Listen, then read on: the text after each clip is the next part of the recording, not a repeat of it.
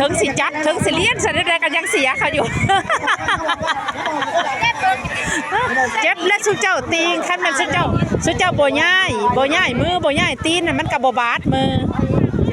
มันกับบ่ถูเนาะเวลาเสียแล้วเป็นไงก็จะเป็นการใช้อยู่หันได้ไหมพร้อมเด้อมากินได้ไหมพี่พ่อ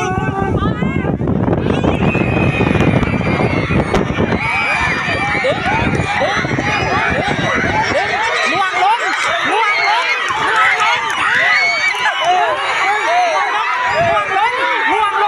ลง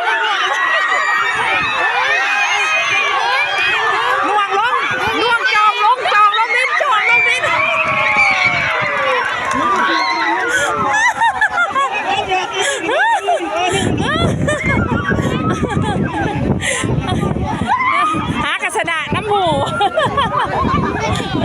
เวลาดึงจองลงดึงจองลงห้ามพูดท่านพูดระบาดเลยเสมอพ่อเมื่อยแล้วถึงสิจัดถึงสิเลี้ยนสันใดกันยังเสียเขาอยู่เจ็บและสุเจ้าตีงขั้นมันสุเจ้าบ่ย่ายมือบ่ย่ายตีนน่ะมันกับบาดมือมันกับบ่ถูเนาะเวลาเสียแล้วเป็นไงก็จะเป็นการใช้อยู่หันได้ไหม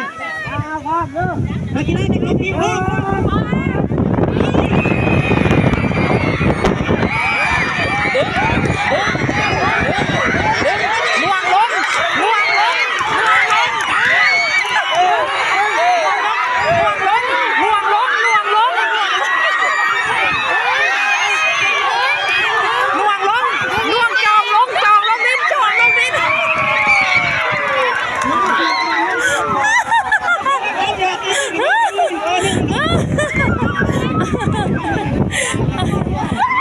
หากระสดาน้ำหู